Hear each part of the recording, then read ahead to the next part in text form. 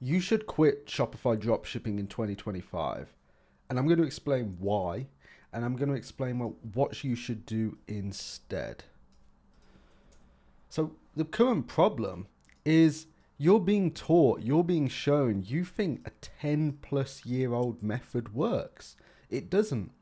The method that the gurus and the courses and the guides out there teach you is not really the method that they are actually doing. It is just the easiest method to teach and kind of fabricate results in, right? That's led to the word dropshipping being seen as a dirty word. Like, if you were dropshipping and your family or friends asked you what you did, you would probably tell them something different. You'd probably say, "Oh, I run a sportswear brand, right? I run a fashion brand. I do something." You probably wouldn't just say, "I do drop shipping," right? And in the traditional route, you basically are holding a fire extinguisher at all times, just waiting for the next fire to come, right? You know there's always going to be a new problem. You always know that the success that's coming is going to end. There's going to be some hiccup along the way, right? And that's led to there's no longevity in the traditional model, right? The reason that you should be doing dropshipping and e-commerce is because it's an exitable business, right? You can exit it, you can sell it off. Now, if you commit to the old method, let me move myself because that's a nice little photo there, right? I would test a few more products, right? If you commit to the old method, you're essentially boarding a sinking ship. You're going to build habits and build methods and stuff that don't work in the new thing. And if you're fresh, you can be molded. And if you want to be molded, you should be molded into the best method there is. And that's the one that I want to discuss, okay? You know, could you imagine that you're watching some guru teach you how to do Shopify dropshipping, right?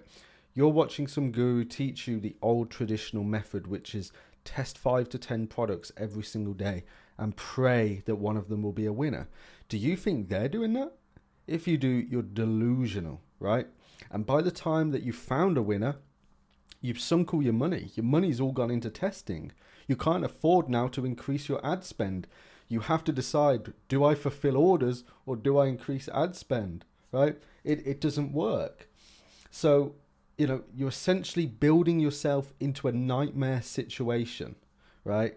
And even if it goes well, it's going to be a nightmare too. So, talking about nightmare, let me tell you about a nightmare story. And this is a story that is all too common, right? When you find a winner and you achieve those 20, 30, 50K days, that's what everyone wants, right? If you're doing that in the traditional method, it's actually probably going to come back to bite you because you're going to be selling pretty crap products. So you're going to have chargebacks, you're going to have supplier issues, logistical issues, product issues, returns and refunds come flooding in. The money that you are making is pouring back out your bank twice-fold than it's coming in, twice-fold than it was ever coming in, right? You're getting your back ends shut down. Your PayPals are going to be shut down. Shopify Payments wants nothing to do with you. Shopify are holding money. You know, everyone's complaining about it. It was a winning product, but you did nothing to make sure that it was actually scalable. So, why? Let's talk about the supply and logistical issues there, right? Because out of these, 1, 2, 3, 4, 4 of them are all based around the product. So, how many of these gurus have taught you that the man in China, the man in the office over the warehouse dealing with all your products is the number one person that you need to keep happy and you need to sweeten, right? You need them to love working with you. If you're that guy that's there and you're like, issues every day, what's up with these tracking numbers? What's up with these tracking numbers? Boom, boom, boom, boom, chase these up, ping, ping, ping, ping, ping. Why are they going to want to deal with you? Your headaches, why are they going to scale with you? If that's the headaches you bring them when you're doing 10 orders a day, God knows what you're going to do when you have 500, right? So your whole business model relies on keeping this one person in this office who barely speaks your language happy, okay? And I just want to add here, if you do need suppliers, you can join the group in the description, the Discord. We essentially use these suppliers, and we have thousands of people using them. So instead of you just having the leverage of one person, you're essentially going into negotiations with these suppliers with the leverage of thousands of people, right? Because they want to keep everyone in it happy. Otherwise, it causes issues, wide. So what does your supplier want? Well, what can your supplier do? They can try and screw you and cheap out on the products. They start off with sending you a decent quality product, but then they realize they can get a bit of a less quality one for cheaper, and they don't reduce the price for you. They don't notify you. They just keep the product, right? They're not quality assuring your products, right? How can they? It's coming in a box and they're just sending it out in a box. They're not doing anything. And this one here is they're not incentivized to be fast or thorough or good, right? This is something no one talks about. Implementing metrics with your suppliers. So say they keep a 95%, on time processing window. Every week you give them a reward, a financial reward, right? Hi, yeah, okay, we kept it this week. Motivation to keep them going, okay? So as you start off, you probably don't want to implement that, but as you're doing, thousands, tens of thousands of orders a week, you can say, look, if 95, 96, 97% of these orders, even higher, right, are all processed within this window and the delivery window is stayed around here, as long as it's not a, last mile courier issue, as long as if there is an issue, it's only a last mile courier issue that's not really your supplier's fault, then, X incentive is given to them, right? And they do what you do. They aim to buy low, they aim to sell high. But if you put these incentives in place, then they're going to want to be quick. They're going to want to be fast. They're going to be wanting to get the best. You're the ideal type of customer that they want to work with, right? And this kind of goes the same without your team. If you have customer service agents, they should each be given their own discount code, link, promo code, whatever. That if they can get a sale for you with someone using that, they are also incentivized. They are also given, X amount of sale value, X amount of profit on that sale, right? That's just systems in place. And now your staff are getting paid hourly, but they also have incentives that they can do to sell more products. So maybe they work extra hours each day because they think they can make the more money selling your products for them, right? And they can do that just by engaging with customers that are all inbound. So again, let's look here. So those issues, these ones, right? Most of these issues, if you have supply issues, logistical issues with products and product issues, it's going to result to a chargeback or a returns and request flooding in. And if your store looks like a scam, why is the customer going to bother reaching out to you? They don't expect you to respond, right? They don't expect you to actually try and solve the situation. It's easier for them to go to who they know, their bank, where they're going to get looked after. You're going to have a chargeback request put in, and you're going to have to pay £10 extra to have to deal with that. It's not what you want. Right, so just think, your customer has waited 20 plus days for this product to come, right? Because you've got poor setups, you've got poor logistical issues, you're not processing orders quick, you're waiting X amount of days to get paid, right? And then you're processing it, and your supplier's then got to get it, and he's not incentivized to be quick. And then you're using slow logistical providers and whatnot. 20 days, they get it, and it looks nothing like what they wanted. Straight away, they know this is just cheap tat. There's some other logos on it. There's some other branding. There's a load of Chinese writing. They know they've overpaid for it. How can you build or scale that kind of product? You can't. Okay, so you want to become a brand. This is some of our ad spend that we have spent on branded stores, right? So we've spent £127,000 on meta ads for this one branded store that we're building, and I just want to say, yeah, so you scroll X, TikTok, YouTube, Reddit all the time. I know you do. I do too, right? So I know you do. And you probably see this phrase coming up all the time. Branded dropshipping. And when you see that phrase, you probably think, oh, does it mean like engrave my logo on the product and put some custom packaging together, and that's the brand. You know, that's part of it. It can be part of it. That's pretty end game brand, but the hole gets much, much deeper, and it also gets easier. So what's the difference between these two product pages here? Let me, where am I? Let me move myself into the middle there. So on the left, we have Bleem, and on the right, we have this like anime hoodie store, okay? So we have Bleem, right? Look how nice and laid out this is. They have offers, they have consistent branding throughout, right? Their photos are all the same, they're answering customer questions in. You know, they have all pain points, all USPs, all questions answered right away. It's very consistent. The coloring is consistent across the board. Just through that coloring alone, you associate this with a brand image. Okay, so this is their brand identity. This color, these fonts, this consistency, right? And they're really squeezing things out of their customers. Whereas we have this one here, right? Somewhere up here it says about a Valentine's sale, right? It's middle of March. What do you mean Valentine's sale?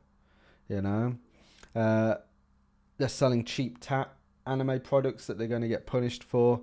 Very old product page layouts, slapdashed, ripped from AliExpress. No care, no effort. They've tried to just do what they think they've been told to do by these old gurus. They're using this old product layout style with GIFs in the product descriptions. This super spammy looking photo here. Attention, low inventory. Oh my God, that's not going to get you the sale, right? So, both of these stores are drop shipping. Okay, they both have products coming from China, but Bleem looked far more superior. They're doing the same logistics, okay? They're doing the exact same process. Customer orders, it comes from China to their door, right? But one of them just looks far greater, far more effort was put into this front end of it. And this store here, they do well, right? They do good numbers. They could spend the money building this out into a brand, but poor niche choice and poor decision making across the board, right? When you order from the likes of a store that looks like Bleem, you have faith that the product's going to arrive. You have faith that it's going to be of good quality, that if anything's wrong with it, you know that their support team will help you. It looks like a real brand. It looks like one of the real brands that you shop at every single day. Whereas this one just kind of stands out. Something looks wrong with it, right? Something's like scratching the back of your brain and you can't work out what is actually wrong with this. And that's going to put people off, right? You need to make your store look like, let me move my camera again. Your store needs to basically be an illusion, and you need to be a magician, so that even experienced dropshippers coming to your store, they question whether it's actually dropshipped or real, right?